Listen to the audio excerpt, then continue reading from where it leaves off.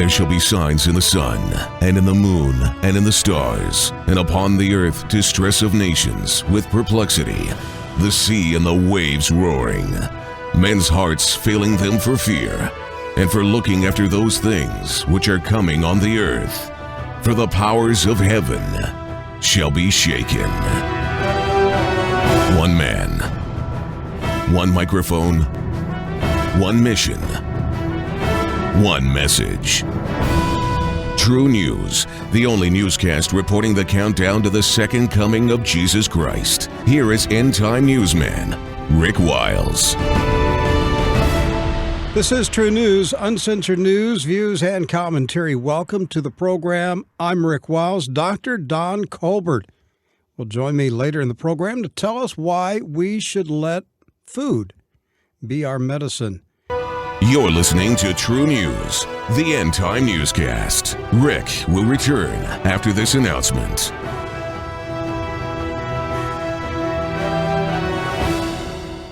New scientific research has revealed the damaging effects that pornography has on the brain. The shocking brain scans of a heroin addict and a guy hooked on porn show they're nearly identical. A new 6-disc film series teaches men biblical strategies to find freedom through the renewal of the mind. Order it online at conquerseries.com. Hundreds of thousands of men are finding freedom from porn through the powerful strategies taught in the Conquer series. Get the 6-disc DVD set for you and your church men's group at conquerseries.com. Reporting the countdown to the second coming of Jesus Christ, you're listening to True News, the end-time newscast.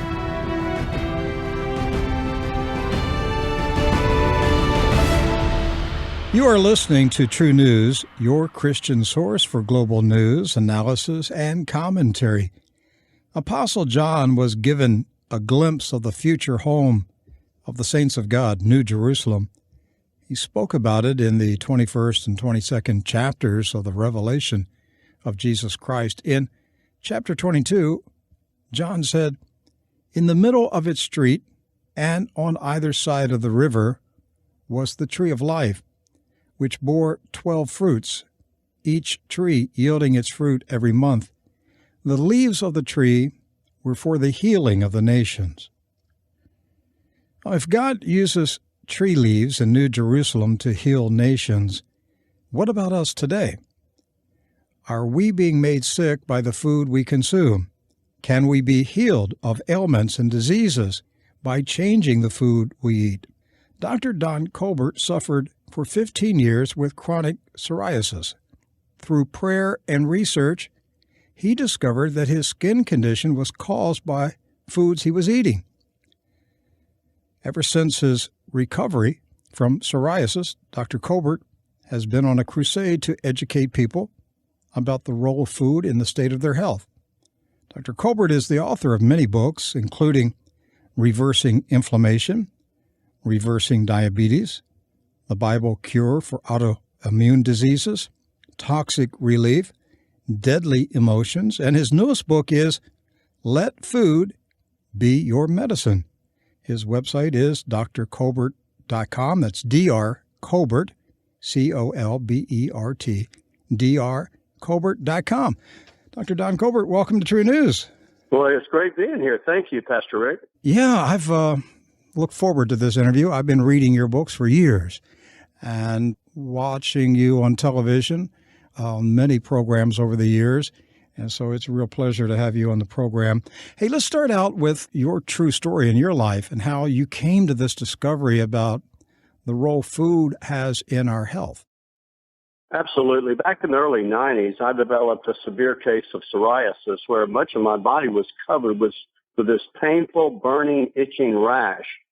And finally, I had a that's it moment or an aha moment, because I realized that certain foods made it worse, and when I fasted, it made it significantly better. So I knew that the main culprits for this disease were food-based. And so I started researching, I started studying, I started going to seminars all over the world in order to find these truths. And what I found out is usually the very foods we crave are the foods that invite the disease into the body. And so I finally found out, I removed the inflammatory foods from my diet. But then I realized that certain foods are inflammatory for certain diseases, for all diseases. There are certain healthy foods that can be inflammatory for autoimmune diseases, and psoriasis was an autoimmune disease. So I finally discovered the two key foods that were inflaming me were the very foods I was craving and eating every single day. And what I discovered was the flesh is very stupid and generally craves the foods that invite disease into the body.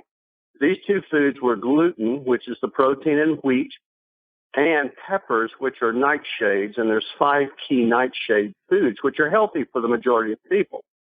Now, when I eliminated these foods, along with following the basic anti-inflammatory diet that I had kind of discovered through trial and error over years, then within a few months, the psoriasis was gone.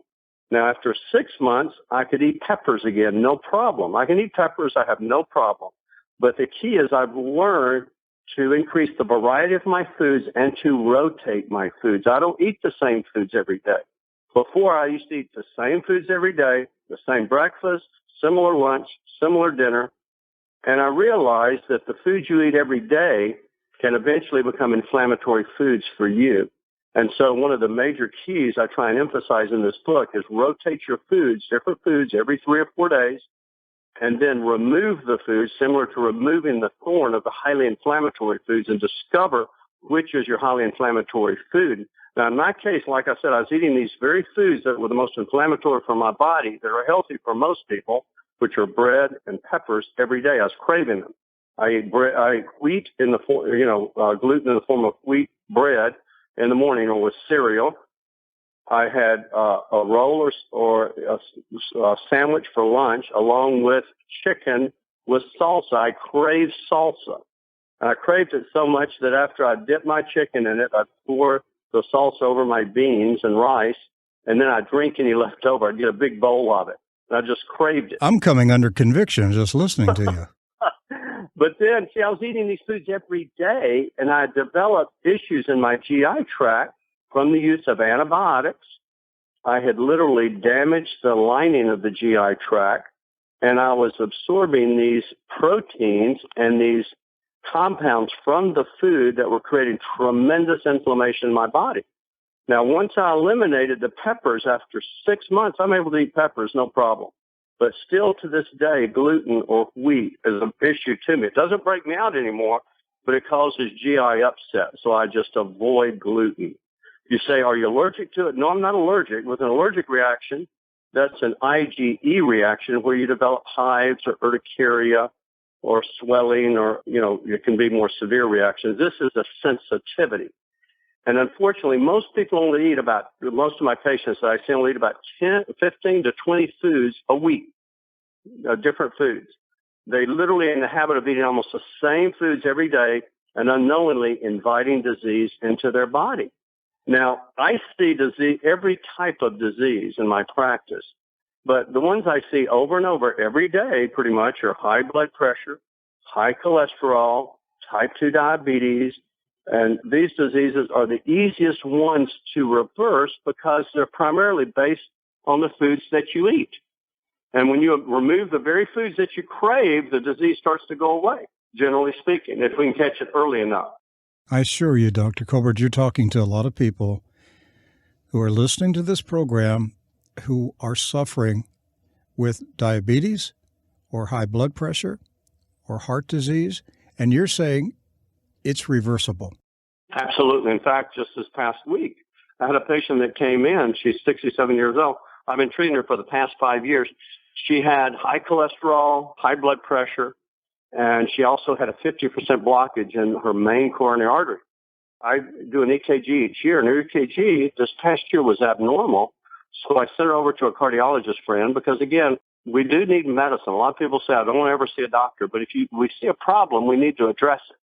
I sent her to a cardiologist. She had a stress test, a nuclear stress test, which was abnormal.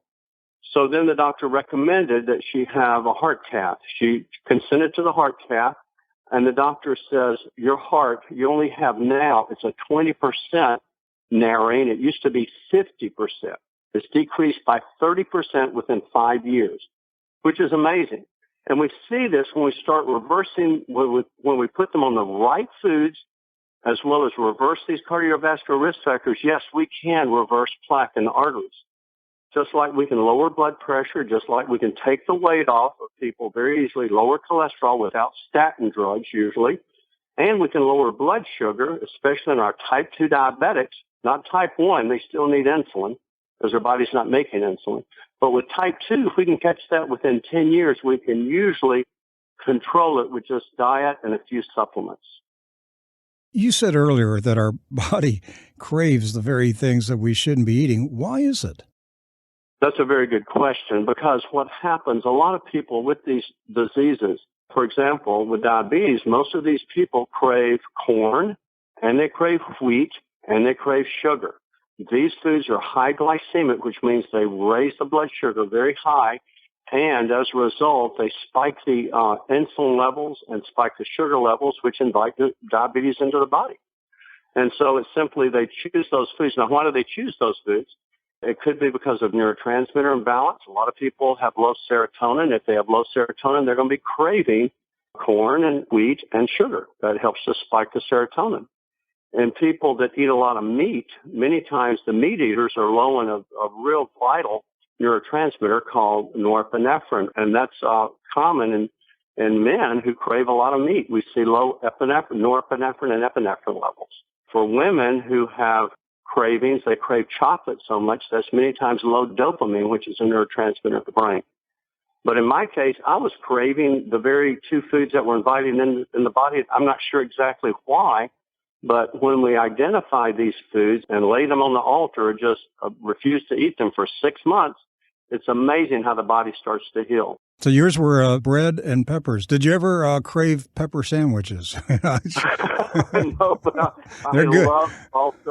I love fajitas. I love those peppers. The hotter, the better. And like I say, now I can eat them, but I don't crave them. I eat them in moderation is the key. You mentioned serotonin. Is low serotonin a problem? Absolutely. This is a major problem in this country especially, but throughout the world. Low serotonin levels are usually associated with depression and is higher in women, and they generally have lower serotonin levels than men. And that's why we see such an epidemic of people on antidepressants. About 10% of the population has depression and are on some type of antidepressant, but by far the most common are the SSRIs, which are selective serotonin reuptake inhibitors. And these are the medicines that boost serotonin levels, but they also cause weight gain. They cause a host of other side effects. And that's what I try and inform people. Yes, sometimes we do need medications, but generally speaking, when we take medications, there's usually side effects, and some of them are quite harmful to the body. Now, I know that serotonin is a neurotransmitter that's essential in the function of the brain, but isn't most, like 80, 90% of your serotonin produced by your intestinal tract? Absolutely right. Most of your serotonin is in your GI tract. And it's interesting, there's a strong gut-brain connection. And when the gut is happy and healthy, generally speaking, the brain is healthy and happy. And so in order to get serotonin, some people just don't produce enough serotonin. And in that case, we can check serotonin levels, but we can check the diet, but some people genetically just don't produce enough. Many of them have a mutation in their MTHFR gene. That's a gene that produces the active form of folic acid. And when they don't have enough of the active form of folic acid, they cannot produce adequate amounts of serotonin. So with everyone that comes in with depression, I always check that gene test to see if they have a major or a minor mutation in that gene or no mutation. And I commonly find at least a major or a minor mutation in that MTHF gene. So I put them on an inexpensive supplement that's the active form of folic acid. Many can get it at the health food store. It's just called MTHFR, 5 to 10 milligrams a day, and it corrects it. It's that simple.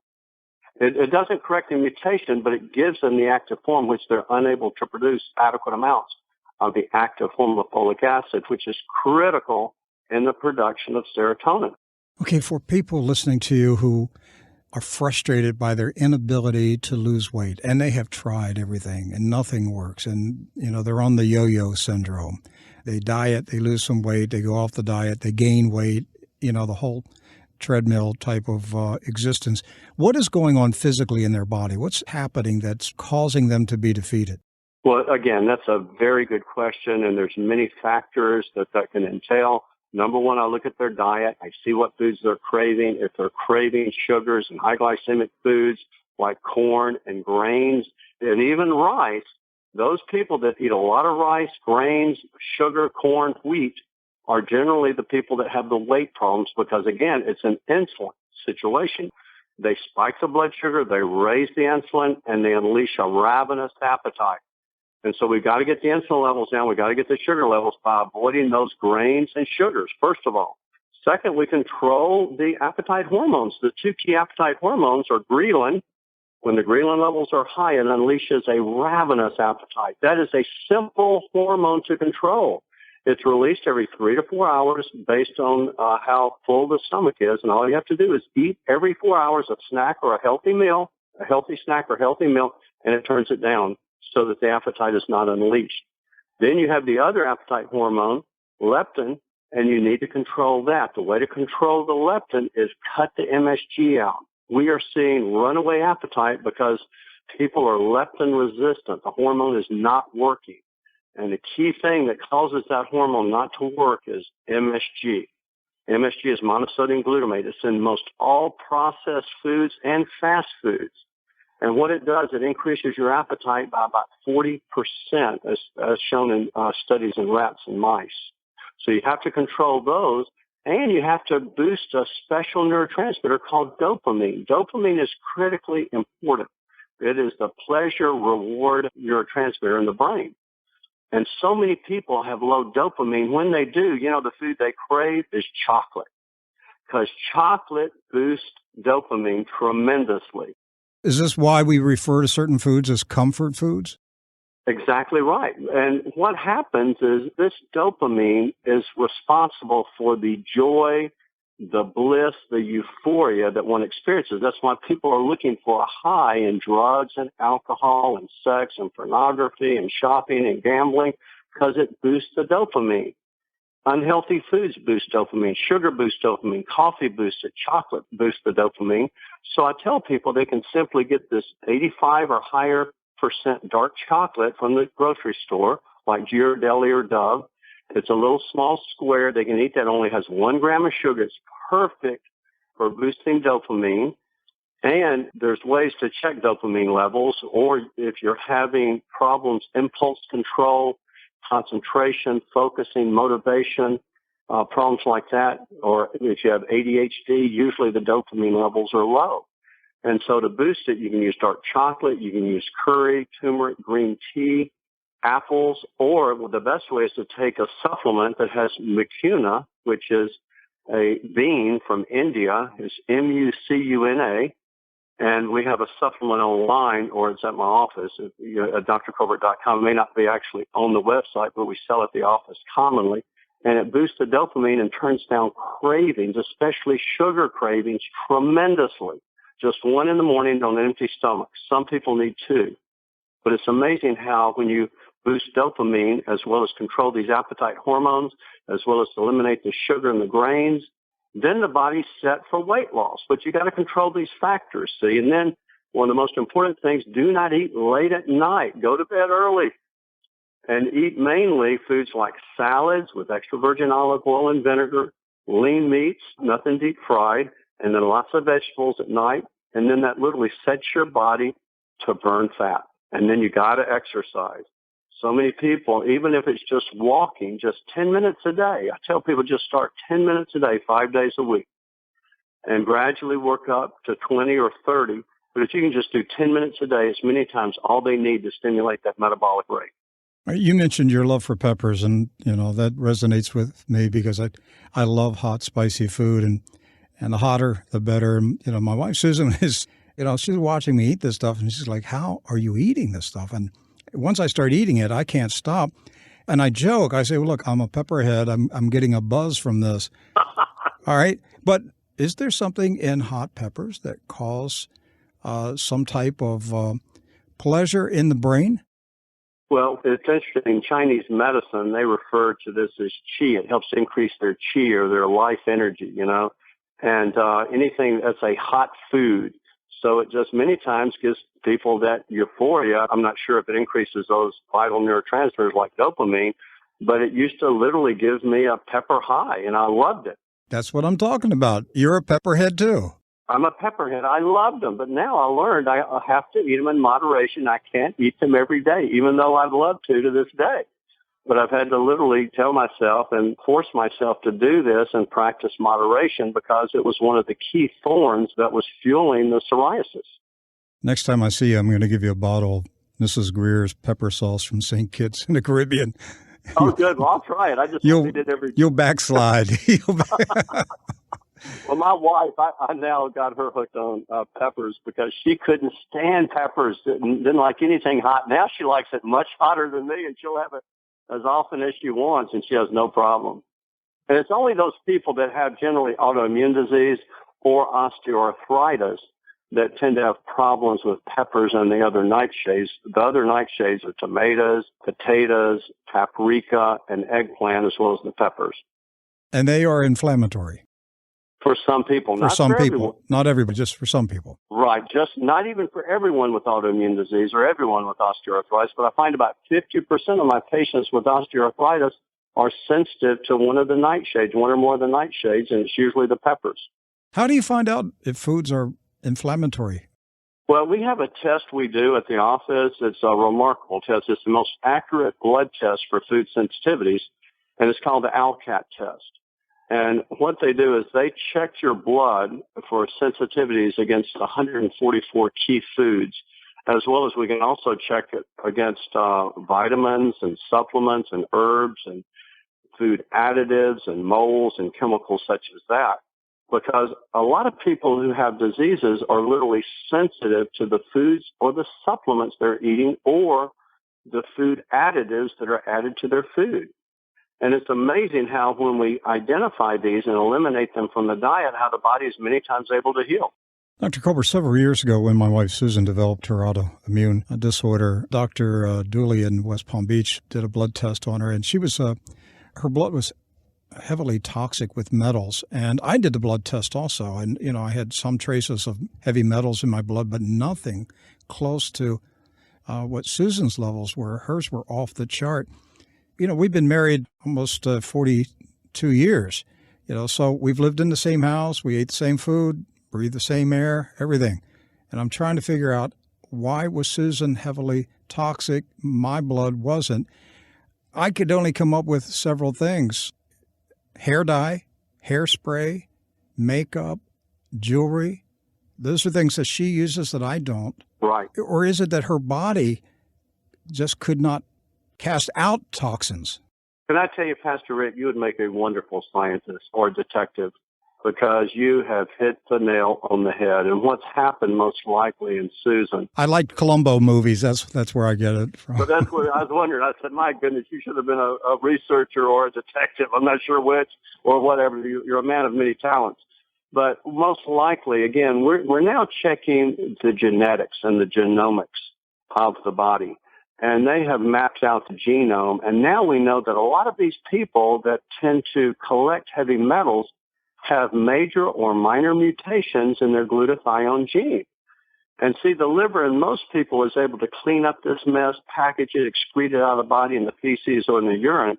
But in some people, they just cannot adequately eliminate these because this gene is not working at full capacity. It may be working at 30% capacity or 50% capacity. So these people tend to collect heavy metals, especially the toxic metals such as mercury, lead, and cadmium. Those are the neurotoxic metals that trigger disease in a lot of people.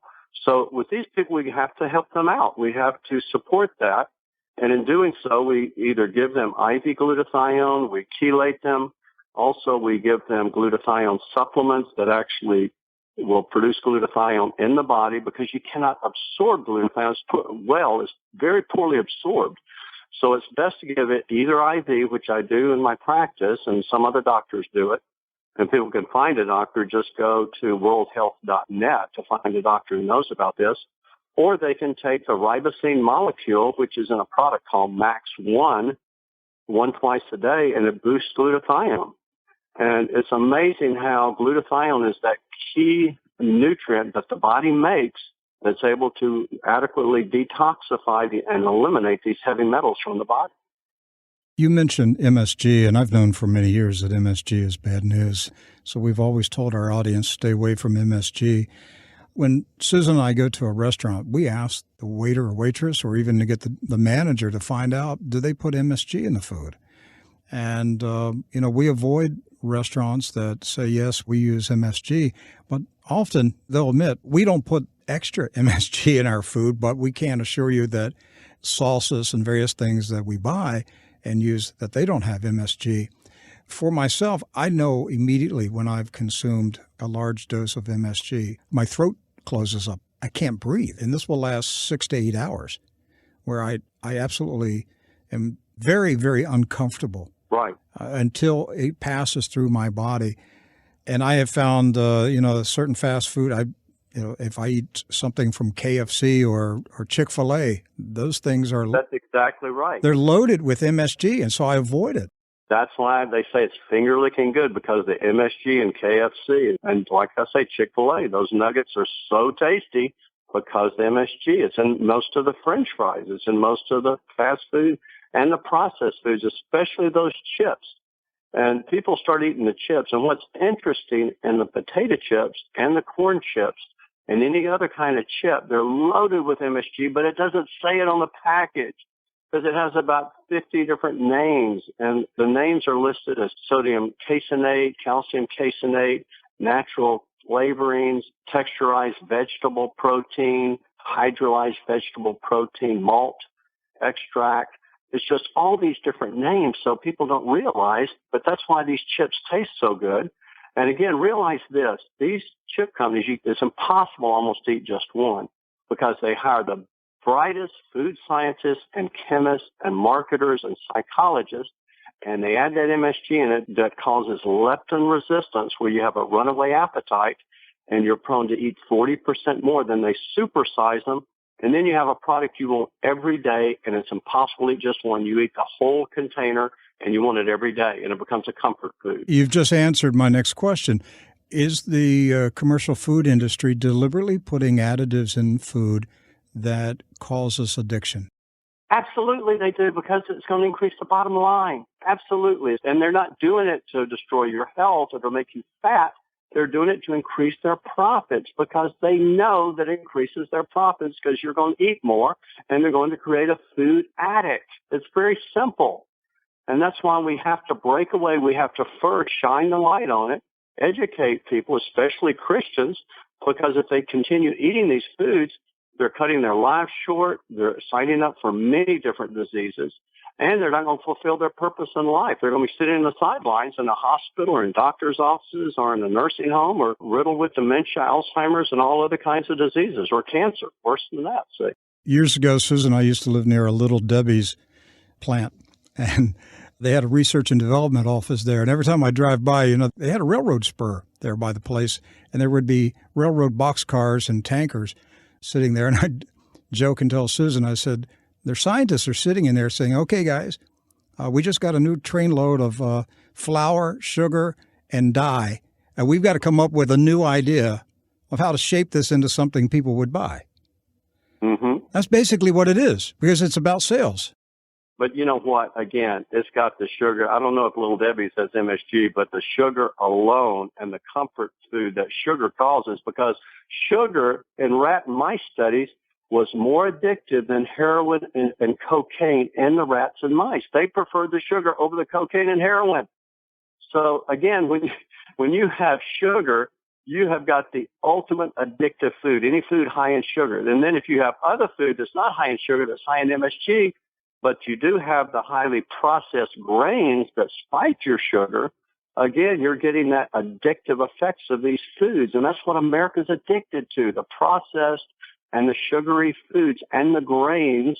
See, we feed our cattle and our pigs and our chickens a lot of grains to fatten them up, because grains are highly fattening, but they're also highly, highly inflammatory to the body and invite disease into the body. But they're highly addictive. In wheat, there's a component of wheat called gluteomorphine, that's a morphine-like compound, so that when about 30% of people go off wheat, they go through withdrawal symptoms. Very similar to morphine or heroin withdrawal. They get depressed, they get shaky, irritable, grumpy, and so a lot of people say, here, eat you some bread so you don't act so nasty or so depressed or whatever. Say, politically, a lot of people know about big oil, big pharma, and a lot of other powerful interest groups that have a lot of clout in Washington, but few people know about big sugar. Mm-hmm. I think big sugar is probably the most powerful lobby in America. Well, again, sugar is one of the most addictive substances because sugar is what spikes dopamine. Realize people are, especially those people low in dopamine, are reaching for their sugar, their coffee, and their chocolate. And so again, those three components are the three key things besides drugs that boost dopamine more than anything. And that dopamine is that super pleasure molecule, pleasure reward. And so that's why people crave it so. And the sugar, like I say, sugar is highly addictive. Researchers say cocaine boosts dopamine greater than anything else. But again, like I said in the rat and mice studies, the rats and mice chose the sugar over the cocaine and the heroin. And the sugar that was used in one study were Oreo cookies. So they said actually the Oreos were more addictive than cocaine or heroin in that study. Let's talk about artificial sweeteners. Do artificial sweeteners affect the brain in a way that people actually crave more sweetener? Oh, absolutely, especially the NutraSweet, which is the aspartame that's been around for decades now. And that contains 2 amino acids. It has aspartic acid and phenylalanine. And aspartic acid especially is damaging to the brain because it's an excitotoxin.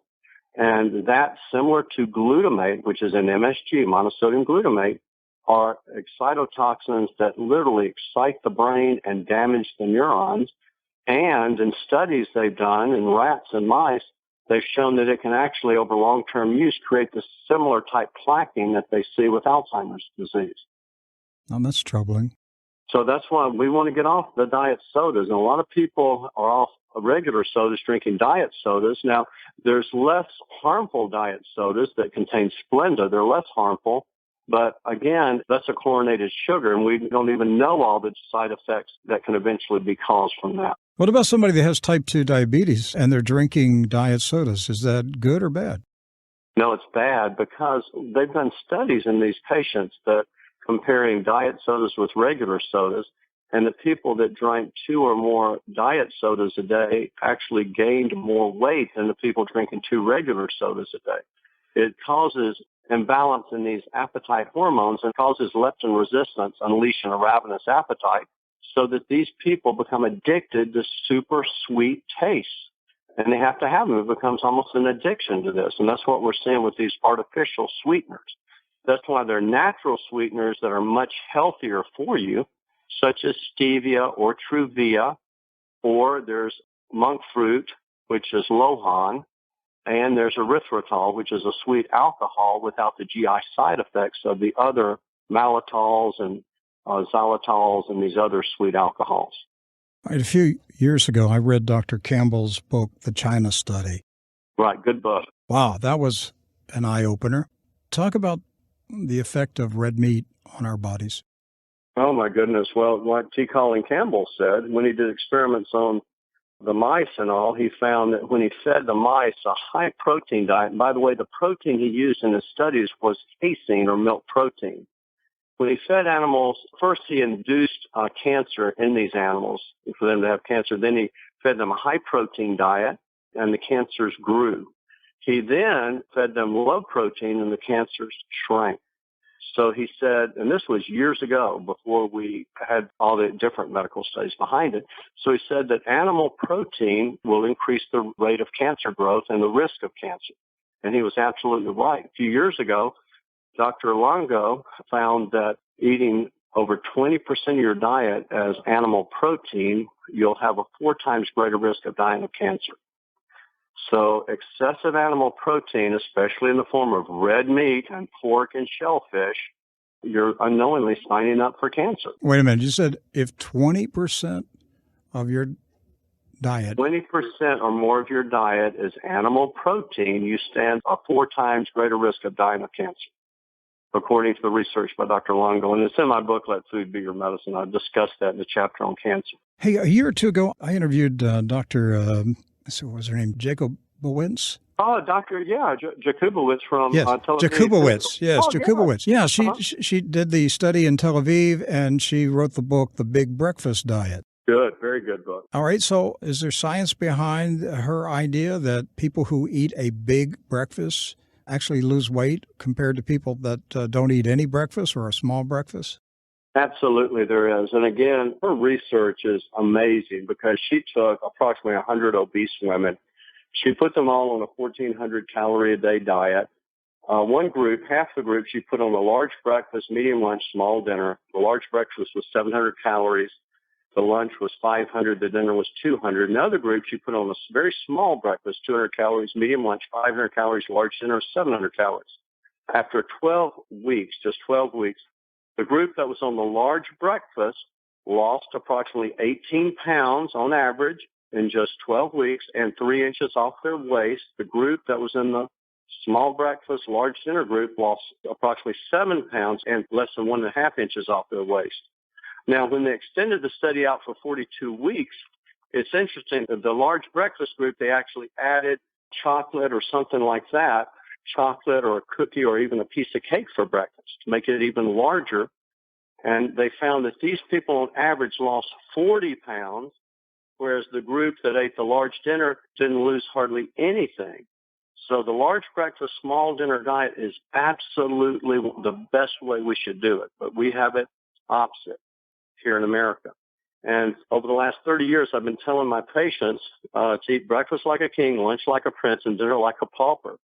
And again, she proved it in that study out of the University of Tel Aviv. And so I discussed that in the chapter on weight loss because I believe that's a key component along with controlling these appetite hormones. And that's called timing. The right timing is critical. By simply eating a large breakfast, a medium lunch, small dinner timing, you lose almost 3 times as much weight in the same amount of time with the same amount of calories. And that's amazing. You know, what I'm hearing out of this interview today is that a lot of us were defeating ourselves by ignoring simple laws about what we're eating and how we're eating and when we're eating it.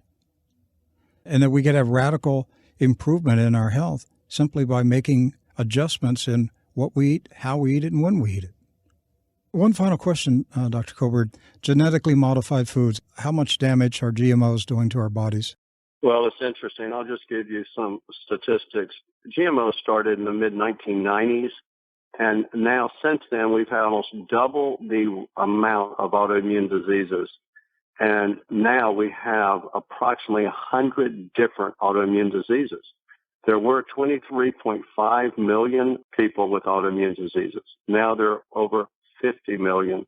So again, I'm strongly convinced that it's this increase in these genetically modified foods which are triggering this epidemic. And the most common GMO foods include the corn. And again, we see corn in so many things. Soy, over 90% of our corn is genetically modified. Over 90% of soy, canola oil, cottonseed oil, which, by the way, most potato chips are fried in cottonseed oil, as well as sugar beets. They're over 90% are genetically modified. But guess what? Now they're genetically modifying a lot of our tomatoes and our potatoes, which are nightshades. They're making them more inflammatory. And so, again, that's the rise of the autoimmune diseases. If I recall what you told me about your medical practice, you said that at one time you were seeing about 70 patients a day, 5 days a week. Right, 50 to 70. It was insane. I was working 10 to 12 hours a day. And you made a radical change in your medical practice. You now see 5 patients a day, 3 days a week. What prompted you to make such a radical change? Well, first of all, when you see 50 to 70 a day, even if you work 12 hours a day, you're only going to at most address just the very superficial part of the problem. When I see a patient, I want to get to the root of the problem. I have them fill out a comprehensive history questionnaire. I want to know everything they eat. I want to know their activities. I want to know their hobbies. I want to know everything about them, their family history. And so in order to do this, I have to spend more time. And then I also want to know about, as far as their snacking, what they're craving. Every one of my intake forms, I ask, what foods do you crave? And I never find asparagus or broccoli or cabbage. I always find those addictive type foods. And so I'm able to spend a lot more time, get to the root, and also figure out what is their epiphany? What is their aha moment? What is their that's it moment? In order for me to say, that's it, I'm going to find the answer to this, I had to have an epiphany.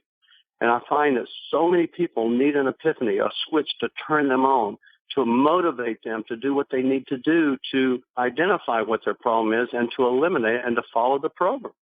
And so many people will not follow through. I can give them the roadmap, but they will not follow through even with the answers. So we have to find out what triggers and motivates them to empower them to help themselves.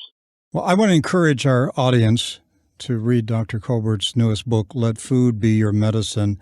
I read it in one evening, and Susan took it up and read it the next day. This is a great book, Let Food Be Your Medicine. And it is available on Dr. Colbert's website, drcolbert, drcolbert.com, or of course, Amazon and all the other book-selling sites. But it is an excellent book, Let Food Be Your Medicine, a website, drcolbert.com. Dr. Colbert, next time I think I want to talk to you about those deadly emotions that can make us sick. Absolutely. That's another thing we address in my practice, too. We identify the traumas and the deadly emotions that are locking them in disease. That'll be our next topic. All right. Thank you, Dr. Colbert. Well, thank you. Have a blessed day. Hey, before I close the program, I just want to encourage you to download the Praiser app. I've not said anything about it for a week or two, but if you have not downloaded our new app, Praiser, you've got to check it out.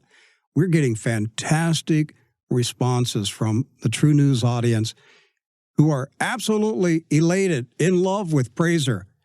And we're just so excited about the awesome response of our True News fan base. And we're adding a lot of content to Praiser. Yes. You're seeing it, Doc. Every day, more ministries are joining Praiser. See, when we started Praiser in late February, all we had was all we had was 48 streams of music. I mean, that was quite a feat. It took us a year to put that together, 48 streams of Christian music. But we told our fan base we're going to have more content, and so we have been working at it. And every day we add more video and audio content from other ministries. We're bringing other ministries into Praiser. Amen. We're not charging them a dime. We're not charging you a dime to use Praiser. Look, we just wrote a check for royalties on the music. That check was over $23,000 for the royalties on the music on Praiser. And I didn't have to say a word, Doc. I never asked for money. I didn't plead. I didn't beg. I didn't say anything about it. God provided the money. We wrote the check. The invoice was put on my desk. We said the money's there. We wrote the check and we paid the bill. And that was the first test. Because I said when we launched Praiser, I told my team here, we're going to trust God. Because we had to make a decision. Mm-hmm. Are we going to launch Praiser as a paid subscription service? Are we going to charge a fee to use Praiser? And the team came together, we prayed about it, and we said, we believe it's God's will that we make this available free of charge. And that was a step of faith. You better believe it was a step of faith. Because, when you're in a world competing with big players like Pandora and Spotify and all these others that have, subscription models, and they're losing money. They're hemorrhaging money.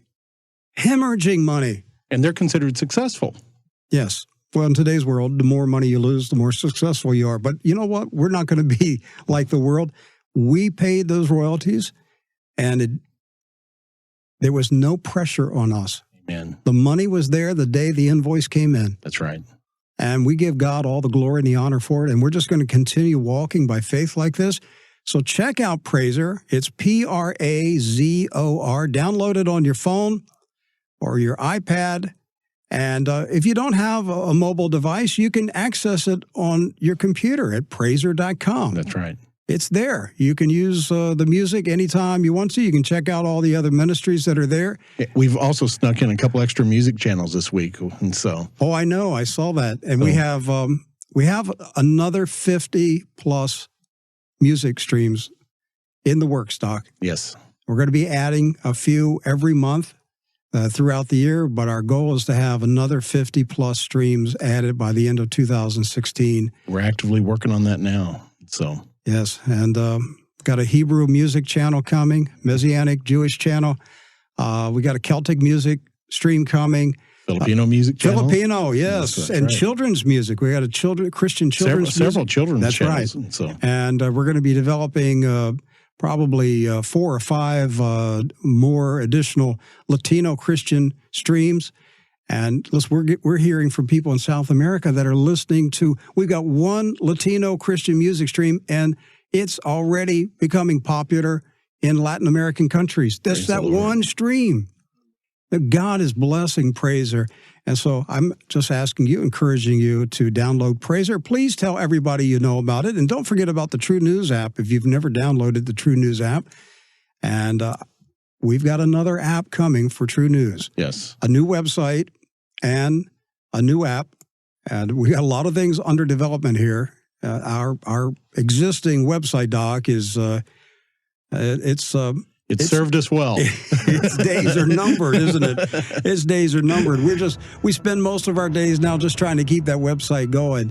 And thank you, folks, for your patience with that. We really appreciate it. They've been very patient. It's like having a bridge that was not built for heavy traffic, but it's enduring not only heavy traffic, but the traffic is increasing. Right. Nearly 100,000 visitors a day to the True News website. Yeah, and parts of the bridge are falling off. And then to make matters worse, you've got people at the bottom of the bridge with sledgehammers trying to knock deliberately it down. hitting it and trying to knock it down, you know. But we are building a new True News website and a True News app that we hope to have out here very, very soon. So continue to pray for us. We're doing all that we can with the resources that we have. And if you can support us, we would be very, very grateful. You can donate to True News online at truenews.com or at PayPal using support@truenews.com. Or you can send a check, money order, or precious metals to Post Office Box 690069 in Vero Beach, Florida. Our zip code is 32969. God bless. I'll see you tomorrow.